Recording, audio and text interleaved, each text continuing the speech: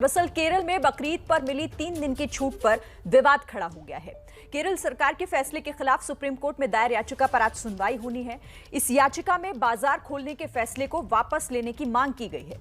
हवाला ये दिया गया है कि इस तरह से छूट देकर कोरोना के खतरे को बढ़ाया जा रहा है। केरल सरकार आज जो ये याचिका दायर हुई है उस पर अपना जवाब देगी।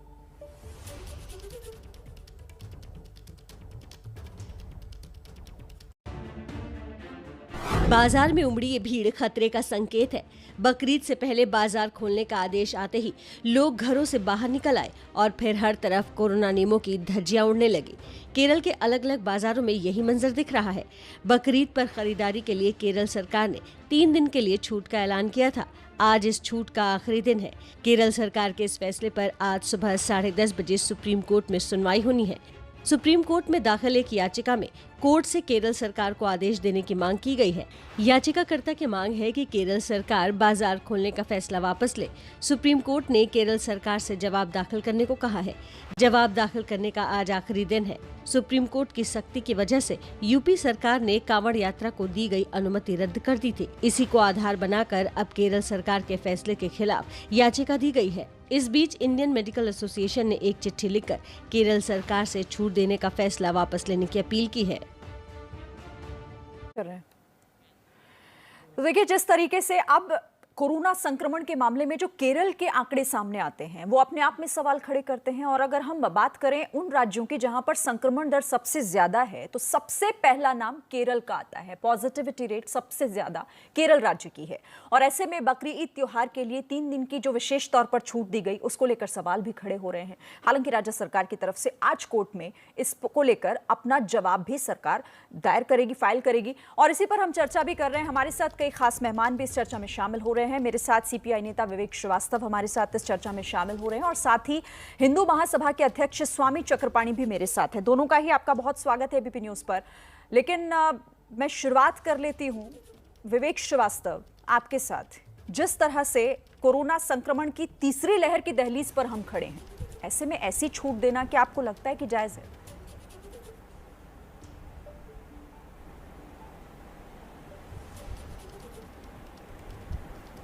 विवेक श्रीवास्तव,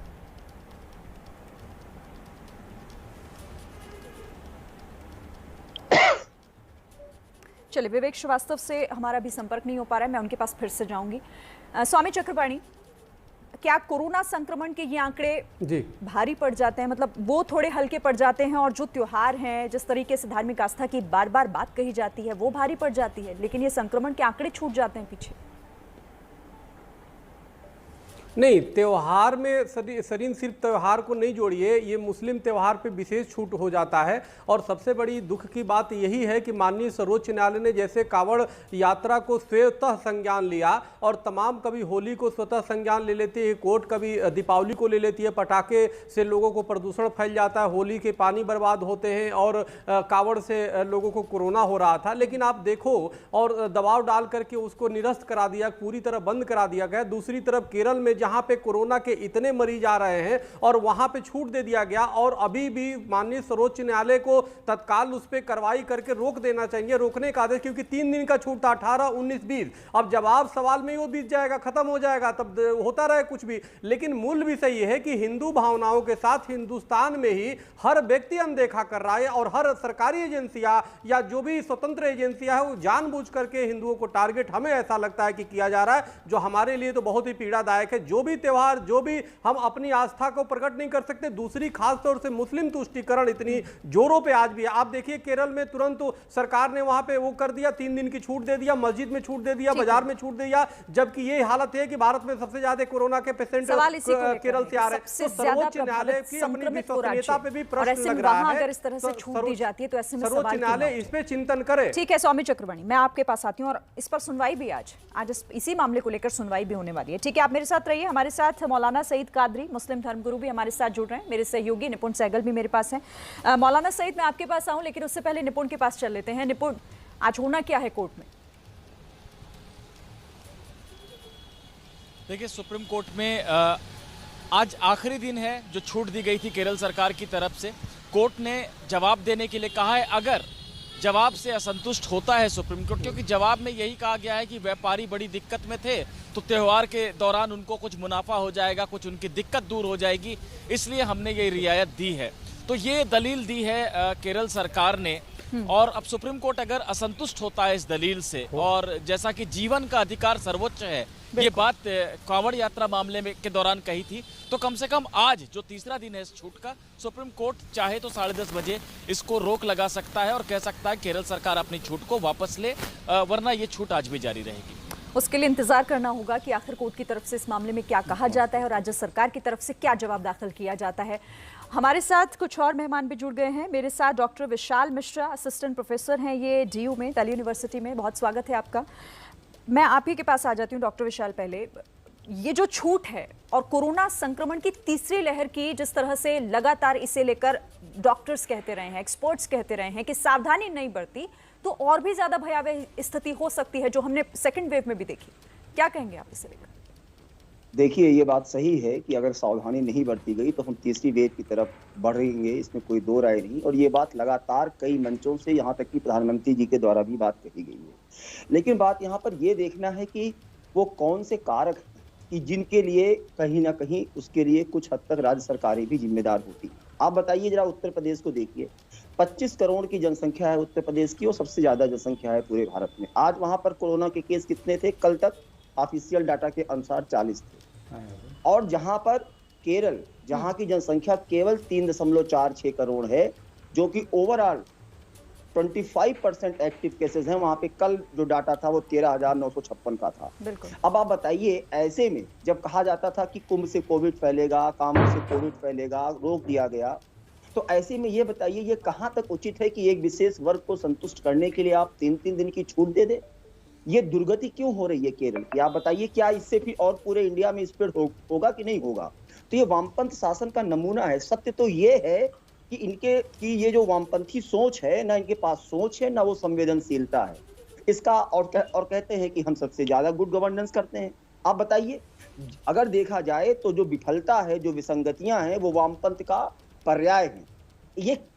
ये कौन सी मानसिकता है कि आप एक वर्ग को संतुष्ट करने के लिए सारी चीजों को दरकिनार करते हुए आप 3-3 दिन की छूट कर देते हैं, तब जब ओवरऑल 25% एक्टिव केसेस आपके यहाँ से आ रहे हैं और you have only 2% of Bharat population. ऐसी स्थिति में जब आप केवल 2% भारत की जनसंख्या रखते हैं और 25% टोटल एक्टिव केसेस आते हैं, तो ऐसे में ये बताइए, ये तुष्टिकरण नहीं तो क्या है? अरे भाई, 70 साल तक तुष्टिकरण ही तो चलता रहा कि आप एक ठीक है। मैं विवेक श्रीवास्तव मेरे साथ बने हुए हैं, उनसे मैं इसका जवाब ले लेती हूँ। विवेक श्रीवास्तव, पॉजिटिविटी दर की बात कर लीजिए, या फिर टॉप 3 वो राज्य जहां पर सबसे ज्यादा संक्रमण फैल रहा है। पहला नाम केरल का आता है, सबसे पहला नाम, और वहां पर इस तरह की छूट। देखिए, ऐसा है, मैं आपको कुछ चीजें बताऊंगा जो मेरे भाई अभी बोल रहे थे। सबसे पहली चीज है, पिनरी विजयन की सरकार एक बड़ी ही ऑनेस्ट और ट्रांसपेरेंट सरकार है। हमारे यहाँ डेटा को छुपाया नहीं जाता, हमारे यहाँ डेटा को सार्वजनिक किया जाता है। स्ट्रिक्ट इंस्ट्रक्शंस है चीफ मिनिस्टर के और वहाँ की सरकार के, वहाँ की कैबिनेट के, कि हर जगह टेस्टिंग हो और उसको सार्वजनिक करिए। अगर आपके पास एक्चुअल डेटा ही नहीं होगा तो लास्ट थर्ड वेव आती है, आप कंट्रोल ही नहीं कर पाएंगे। वेयरएज यूपी के अंदर, नहीं बोलने दीजिए, लेट मी स्पीक। अरे अब आप विशाल जी एक सेकंड रुक जाइए। विशाल जी, उत्तर प्रदेश के अंदर आप कह रहे हैं साहब 40 मामले, ये हंसने की बात है। यहाँ बैठे हुए जितने पैनलिस्ट हैं और पब्लिक जो आपका चैनल देख रही है, वो इस आंकड़े पे हंस रही होगी। ये योगी साहब की तो कुर्सी जा रही थी वहां पे, क्योंकि कोरोना को इन्होंने इतनी बुरी तरीके से मिसमैनेज किया था। इनके अपने प्रधानमंत्री, इनकी अपनी party was thinking of replacing Yogi because of the mismanagement. तो ये डेटा छुपाने से कि केरल ऊपर हो गया और यूपी, चलिए ठीक है। विवेक श्रीवास्तव, अच्छा काम किया, मेरी बात सुनिएगा। डॉक्टर विशाल रुकिए, आपके पास मैं आऊंगी, फिर आप बोलिएगा एक एक करके। विवेक श्रीवास्तव, मुझे एक बात बताइए, आप आंकड़ों की बात कर रहे हैं ना, आंकड़ों की बात कर रहे हैं। 24 घंटे में लगभग 10,000, 9,900 से ज्यादा मामले सिर्फ केरल में सामने आए हैं, तो ये आंकड़ा आपके लिए कम है? सरकार थी, आप पहले चुप कराइए। डॉक्टर विशाल एक सेकंड, अभी आप एक सेकंड आप रुक जाइए, मैं आपके पास जब आऊंगी तब अपनी बात रखिएगा। डॉक्टर विवेक का वक्त है इस वक्त। विवेक श्रीवास्तव बताइए, मतलब ये आंकड़ा कम लगता है? Let me speak. मैं बकरीद पे बोलूंगा आपकी बात, ठीक है? हम इसको टोटलिटी में देखेंगे, क्योंकि यहाँ पे हमारे माननीय चक्रपाणी महाराज भी यहाँ पे बैठे हुए हैं, मैं इनकी बड़ी इज्जत करता हूँ। तो अब हम आगे इसको देखेंगे। देखिए, कांवड़ यात्रा एक चीज हुई, कुंभ का मेला एक चीज हुई, बकरीद एक चीज हुई। इसको अगर कोई भी छूट दी जाती है धर्म के आंकड़ों से ना दे, धर्म के हिसाब से ना देखें आप इसको आंकड़ों के हिसाब से देखें। हम हिंदू हैं, हिंदुओं की एक मेजॉरिटी है, आपकी आबादी जो है 130-140 करोड़ की 85% है। मुसलमान समुदाय की जो आबादी है वो कम है, ये पहली चीज हुई। उसके बाद केरल के अंदर अगर आप देखेंगे, अगर आप आंकड़ों को देखेंगे कि what is the Muslim population of Kerala, वो और भी कम है। तो 3 दिन की जो छूट थी बाजारों के अंदर वो सोशल डिस्टेंसिंग के हिसाब से थी, स्ट्रिक्ट पुलिस विजिलेंस था, जिससे किसी भी प्रकार का थ्रेट ना हो, एक मैनेजेबल चीज थी। अगर ये मैनेजमेंट कांवड़ के भी केस में हो सकता था तो कोई प्रॉब्लम नहीं है।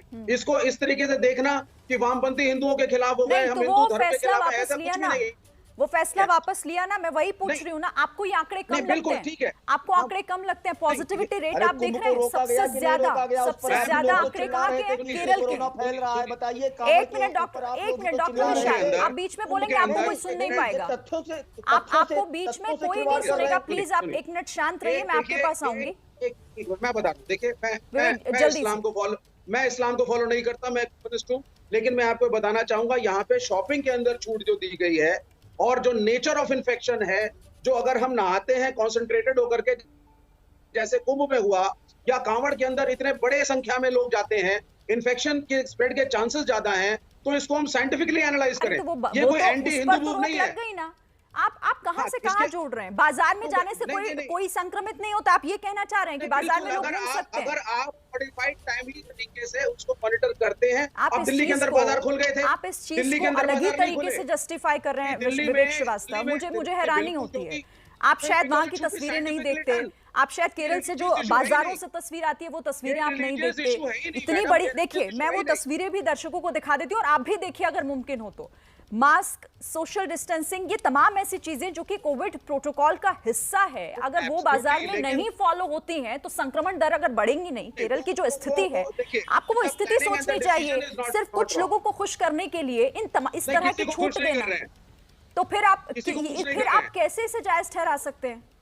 कैसे इसको जायज ठहरा सकते हैं? कम्युनिस्ट पार्टी वाले ना प्रो इस्लाम है ना pro Hinduism, we are pro India, और हम एक वैज्ञानिक सोच रखते हैं। फिर 3 दिन की छूट इसलिए क्योंकि ये एक मैनेजेबल इवेंट है, इसके अंदर डेंसिटी ऑफ पॉपुलेशन और बाजार में जाके मैनेज करेंगे। आप कैसी बात करें? चलिए रुकिए, मेरे साथ और भी मेहमान हैं, मैं आपके पास आऊंगी इसी के साथ। मेरे साथ मौलाना सईद कादरी भी हैं। मौलाना सईद कादरी, बकरीद के मौके पर 3 दिन की छूट देना, लेकिन 3 दिन की छूट का असर बाजारों में जाकर जो दिखाई दे रहा है, इतनी बड़ी संख्या में लोग जुट रहे हैं, क्या वो सही है?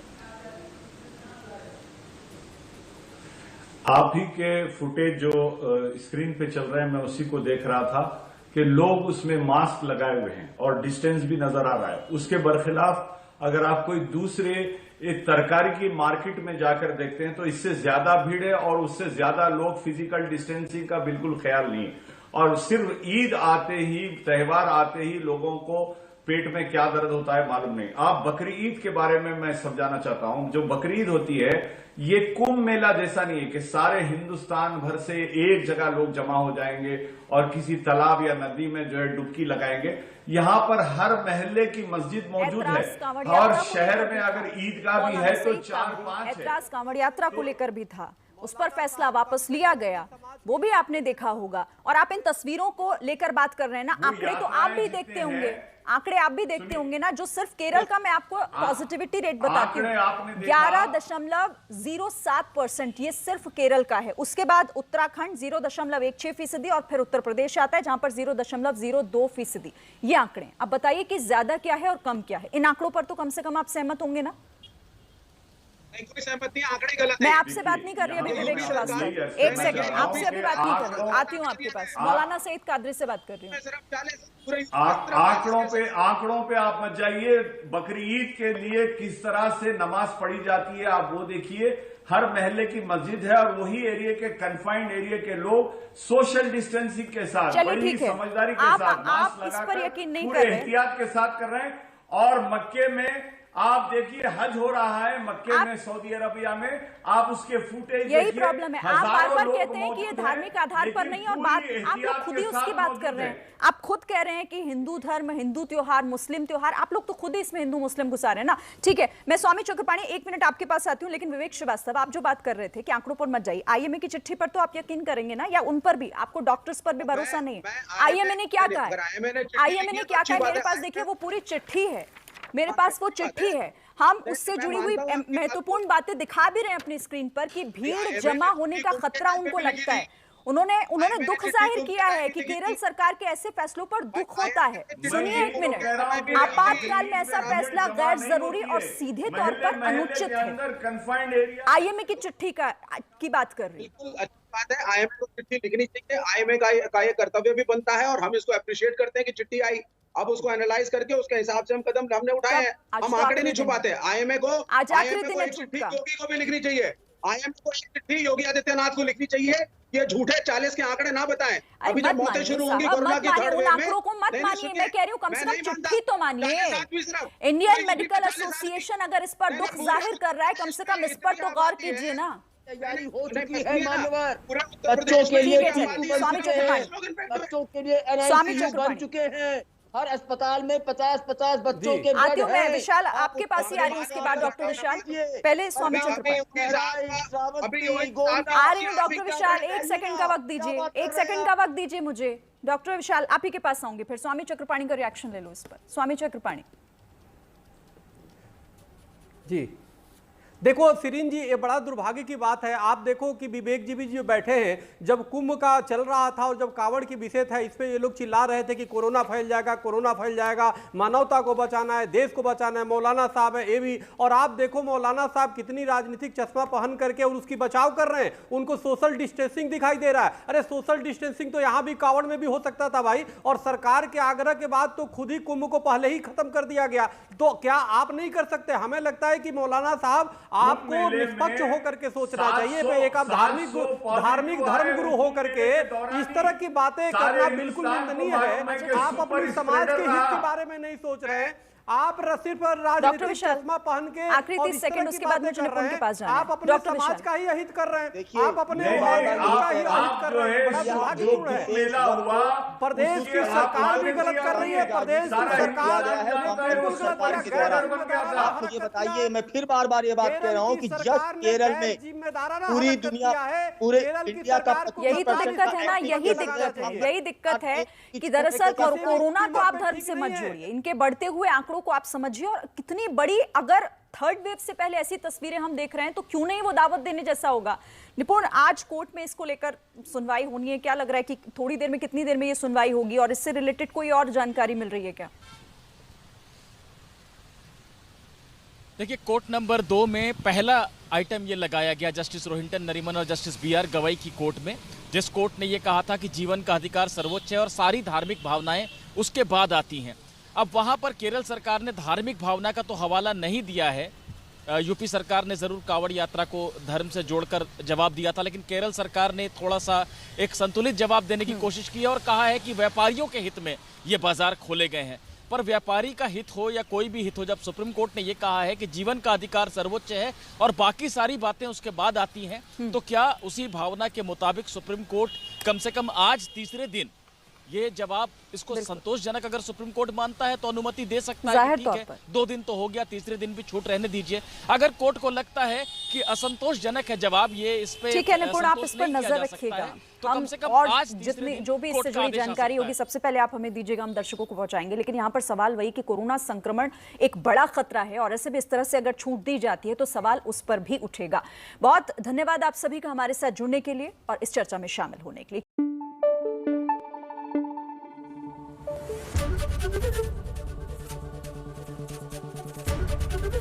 ABP न्यूज आपको रखे आगे।